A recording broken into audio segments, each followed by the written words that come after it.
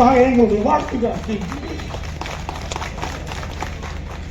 5 ஆண்டுகள் பொற்கால ஆட்சி என்பது நிறைவு செய்து மீண்டும் தேர்தலை சந்திக்க மதசார் சிறப்பாக ஏற்பாடு செய்த அக்கா கீதா ஜீவன் அவர்களே, கட்சியினுடைய மாநகர அனைவருக்கும் முதலில் மார்க்சிஸ்ட் கம்யூனிஸ்ட் கட்சி சார்பாக வணக்கத்தை தெரிவித்துக் கொள்கிறோம். என்பது அதிகரிக்கக்கூடிய நிலைமை என்பது உருவாக்கக்கூடிய அரசாங்கமாக திராவிட முன்னேற்ற இந்த மாவட்டத்தில் லட்சக்கணக்கான நிலைமை என்பது கடந்த 5 ஆண்டுகளுக்கு முன்னால் இருந்தது.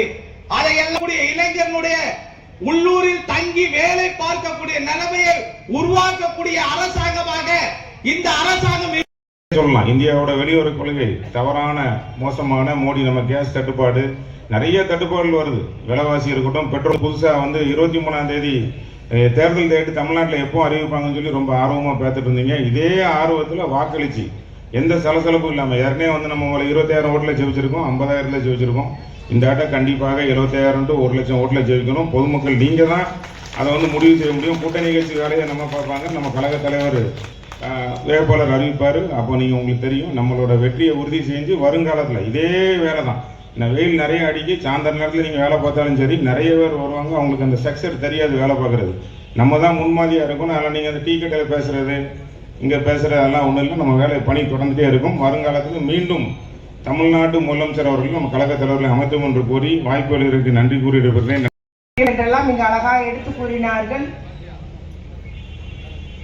முதலமைச்சர் அவர்கள்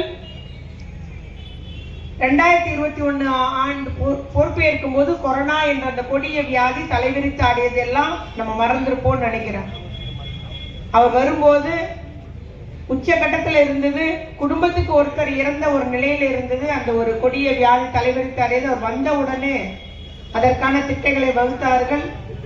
கூடுதல் மருத்துவமனை, அரசு மருத்துவமனை, கூடுதல் படுக்கைகள், கூடுதல் நர்ஸு, கூடுதல் மருத்துவர்கள் என்றெல்லாம் எடுக்கப்பட்டு அந்த ஒரு பெரிய ஒரு வியாதியிலிருந்து நம்மளை மீட்டெடுத்தார்கள். ஆக்சிஜனே நமக்கு ரூர்கேலிருந்து இங்க வந்தது.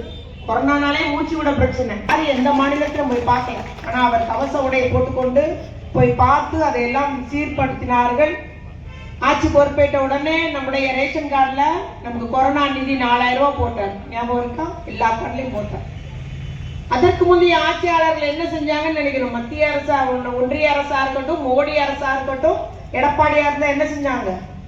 கதவு மூடி வீட்டுக்குள்ள இருங்க, உழைக்காத, கடை திறக்காத, டீ கடை தரக்கூடாது, எந்த வேலையும் நடக்கூடாது, பள்ளிக்கூடம் கிடையாது, எல்லாம் வீட்டுல முடங்கிரு, தனித்திரு, முடங்கிரு, வேணாம் விளக்கேற்று பொருளாதார முடக்கமே ஏற்படுது. பழக்கம் இல்லை, மக்களுக்கு வருமானம் இல்லை, சாப்பாட்டுக்கு என்ன செய்வோம்னு நினைக்கக்கூடிய அளவுக்கு வச்சிருந்தாங்க. நம்முடைய தலைவர் வரவும் அத்துணை தொடங்கினாரு. ஆனா அடுத்த ஓராண்டு முடியும் காலை உணவு திட்டம் அறிவிக்கப்பட்டது. அதெல்லாம் வாக்குறுதியில கிடையாது. அதனால நம்முடைய தலைவர் சொன்னதையும் செஞ்சிருக்கிறாரு, சொல்லாத திட்டத்தையும் செஞ்சிருக்கிறார். வாக்குறுதியாக சொல்லாத திட்டங்களை நல்ல முறையில நிறைவேற்றி வருகிறார்.